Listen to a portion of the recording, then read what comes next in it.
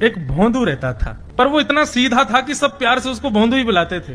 गायों की सेवा करता था और जिस आश्रम में रहता था वहां के गुरुदेव शाम को प्रवचन करते थे तो सबसे पीछे बैठ के सुनता था। भोंदू को लगता था गुरुजी जो बोल रहे हैं ये बिल्कुल सत्य है, इसमें कोई झूठ नहीं है।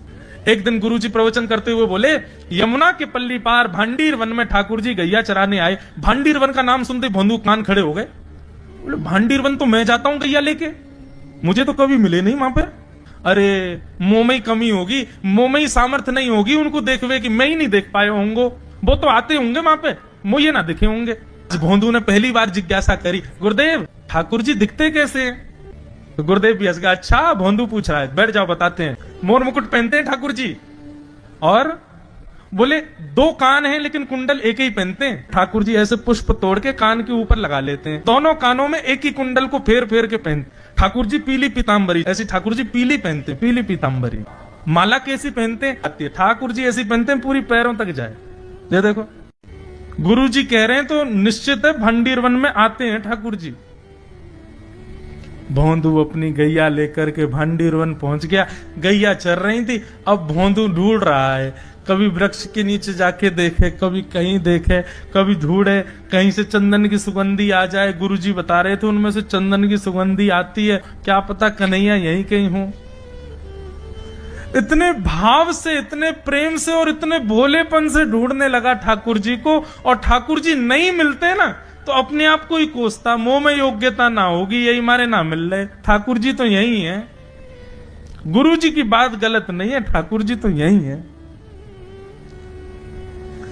उसके उस सहज भाव पर, उसके उस सरल भोंदूपने पर ठाकुर जी रीझ गए। और इतने में ही भोंदू हताश निराश उदास बैठा था, खुद को कोस रहा था, मुंह में योग्यता ना है, मुंह ठाकुर जी मिलना है रहे। इतने में ही देखा सामने से असंख्य गायों का झुंड आ रहा है, और भोंदू ने जैसी उन गायों को देखा, ऐसी गाय कभी देखी नहीं, अलग गाय, सींग चमक रहे हैं, सींगों के ऊपर के भाग में सोने चांदी मढ़े हुए हैं, ऐसी ऐसी सुंदर सुंदर तंदुरुस्त गैया। तभी देख रहा है भोंदू, पीताम्बरी पहनी है, गले में वैजंती माला धारण की है, सिर पर पाग पहनी है, एक कान में कुंडल है, मंद मंद मुस्कुरा करके दतुइयां दिखा रहे हैं, कटाक्ष नेत्रों से कभी इधर देख रहे हैं कभी उधर देख रहे हैं, अपनी वेणु को कमर में कस करके गैयाओं के गले में गलवैयां डाल करके श्याम सुंदर भोंदू की तरफ चलते भय आ रहे हैं। ये दृश्य देखकर के हाथ पांव कांपने लगे भोंदू के। उसको लगा मेरे पास तो आएंगे ही नहीं, है वहीं से मुड़ जाएंगे, अब मैं उनके पास जाके उनको असहज नहीं करूंगा, यहीं से देख लूं, यहीं से प्रणाम कर लूं।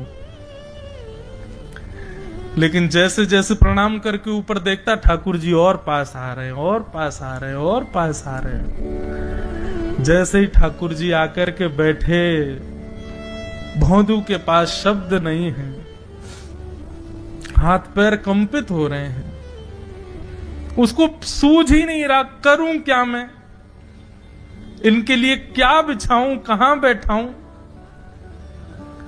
ठाकुर जी ने अपने आप ही भोंदू के गले में हाथ डाली, अरे तेरा नाम कहा है?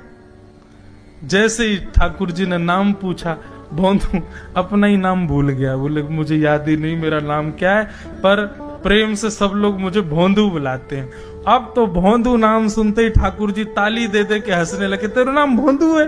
बोले हाँ मेरा नाम भोंदू है। और ठाकुर जी आपको अच्छा लगो? बोले हाँ बहुत अच्छा लगो। आपको नाम कहा है? ठाकुर जी बोले तुम वो ना जाने? बोले जानू तो ना हूं, लेकिन गुरु जी ने जैसो रूप बताया वैसो ये आपको, तो आप कहीं नंद नंदन तो नहीं हो? ठाकुर जी बोले हाँ मैं नंद नंदन नहीं हूं, यशोदा जी को लाला, नंद जी को लाला। भोंदू बोलो जय हो भगवान, आज आपके दर्शन है गए। गुरु जी और सब बालकन को तो आप शायद रोज ही मिलते होंगे, लेकिन मैं ही अभागो, मुंह को आप आज ही मिले हो। ठाकुर जी बोले अब चल बात मत बनावे, जल्दी कछु खवा, मुंह को भूख लग रही है। भोंदू एक कपड़े में रोटी बांध के उसमें मिर्च और गुड़ रख करके लेके गया। 2 रोटी थी। भोंदू ने जैसे खोली, एक रोटी ठाकुर जी के सामने धर दी, एक अपने पास रख ली, बोले मैं भी तो खाऊंगा। ठाकुर जी ने बढ़िया रोटी ऐसे घुमाई और प्रेम से गुड़ खामे और रोटी पान लगे प्रेम से, और ठाकुर जी तो चप चप करके नेक देर में पा गए। भोंदू तो भूल ही गयो, मुख खानो भी वो ठाकुर जी को ही देख रहा है। ठाकुर जी बोले और जोर की भूख लगी, ला अपनी रोटी दे दे। भोंदू बोलो मुंह को भी भूख लगी है। बोले अच्छा चल आधी आधी खा ले, या मैं आधी तू खा ले आधी मैं खा लूं, दोनों खा लिए। कल तो नेक्स्ट से ज्यादा सी रोटी ले आइयो, भूख ज्यादा लगे, और सुन यही समय आइयो, मिलूंगा कल भी तोते। ठाकुर जी अपने मार्ग पर चले गए। भोंदू इतना प्रसन्न है, बोले आज मुझको ठाकुर जी मिल गए। गुरुदेव के प्रवचन का समय हो गया, भोंदू पीछे जाके बैठ गया, अपने गुरुदेव को प्रणाम करे, इनकी कृपा से ठाकुर जी मिले। उसने किसी को नहीं बताया, उसको लगा सबको ही मिलते हैं भगवान, मुझे ही मिले हैं बहुत दिन बाद। दूसरे दिन भोंदू खूब सारी सामग्री रसोई घर में इकट्ठा करके जाने लगा। किसी ने जाके गुरुदेव से कह दिया कि भोंदू बहुत सारी सामग्री ले जा रहा है। गुरुदेव ने जाके कही, भोंदू इतनी सामग्री ले जा रहा हो भैया, वो भंडारो करेगो का? नहीं गुरुजी भंडारो तो नहीं करूंगा, वो नंद नंदन नाम है, वो यशोदा नंदन मदन मोहन, वो अपनी गैया चरा के आए, कल भी आए, मेरी रोटी खा गए, मैं भूखो ही रहेगो कल। या हमारे ज्यादा सी ले जा रहा हूं, बेचारे बहुत भूखे आए कल, कि उनको पेट भर जाएगा, मैं भी पा लूंगा, या हमारे गुरुजी आज ज्यादा सामग्री ले जा रहा हूं। गुरुदेव ने मन में सोचा, ये बात कोई और कहे तो अविश्वास किया जा सकता है, लेकिन भोंदू झूठ नहीं बोलता। भोंदू कभी झूठ नहीं बोलता, भोंदू की बात पर विश्वास करना ही पड़ेगा। गुरुदेव बोले सुन सुन, ठाकुर जी आए थे? बोले हाँ। अच्छा, उनका रूप कैसा था? जैसा रूप आपने बताया था ना गुरुजी, बिल्कुल वैसा, ऐसे कटाक्ष नेत्र, मोती जैसे दांत, ठाकुर जी की मुस्कान ऐसी, पाग ऐसी, कान ऐसे। गुरुदेव के तो नेत्र बंद हो गए, वे सब अनुभव करने लगे। लेकिन गुरुदेव बोले रूप कैसा भी बता दे, चरण यदि इसने बता दिए तो मैं मान जाऊंगा कि ठाकुर जी थे। अच्छा तूने चरण देखे? बोले हाँ गुरुजी मैंने चरण देखे। चरण कैसे थे? ठाकुर जी के चरण जब वो चल करके आगे बढ़ते हैं ना तो चिन्ह बन जाते हैं। कहीं ध्वजा बनी थी, कहीं शंख बना था, कहीं कुछ बना था, और उनके जो नखून है ना उनमें से ऐसा लगता है मानो जैसे कोमल का पराग हो, कमल का पराग हो। और चरणों का रंग कैसा, जैसे मानो जैसे गुरुदेव कमल होता है ना, कमल की आकृति, ऐसे ठाकुर जी के चरण। जब चरण का यथावत वर्णन भोंदू ने कर दिया, गुरुदेव समझ गए, बोले निश्चित ठाकुर जी आते। भोंदू एक काम करेगा? बोले हाँ। ठाकुर जी आएंगे तो तेरे सखा बन गए? बोले हाँ। तो उनको लेकर के आश्रम आ जा, यहां पे आ जा। भोंदू बोला कि इतने योग्य बालक हैं, लेकिन ठाकुर जी ने किसी से नहीं कही, मुझसे कही है। अगर मैंने ये काम नहीं किया तो मेरा जीवन व्यर्थ है। भोंदू को लगा ठाकुर जी सबसे ही मिलते हैं, गुरु जी किसी से भी कह के बुलवा लेते, मुझको काम दिया। भोंदू ने तो उसको अपने हृदय में ले लिया, अब ये काम मुझे करना है। बोले गुरु जी मैं वचन दे के जा रहा हूं, ठाकुर जी को मैं लेके आऊंगा। जा बेटा। भोंदू वन में चला गया। अब तो उसको मिलने की भी एक्साइटमेंट नहीं है और कोई उसके मन में भाव ही नहीं है, उसको ये है बस ठाकुर जी को मैं ले जाऊं। जाकर के बैठा, ठाकुर जी अपनी गैया चराते भये, ठाकुर जी आए, रूप देख करके फिर से भावुक हो गया भोंदू। ठाकुर जी आकर के बैठ गए, बोले चल जल्दी निकाल रोटी, भूख लगी है मुंह को। भोंदू सजाता जा रहा है थाली, ठाकुर जी को देता जा रहा है। बोले जय जय, एक प्रार्थना करूं? बोले करो। आप मेरे संग मेरे सखा हो ना आप? बोले हाँ तेरो सखा हूं, तो मेरी बात मानोगे? बोले कहा, आप मेरे संग आश्रम चलो गुरु जी के पास। ठाकुर जी रोटी पाते जा रहे, ठाकुर जी ने अनसुनी कर दी बात। बोले जय जय कछु कहो ना, आप चलोगे ना?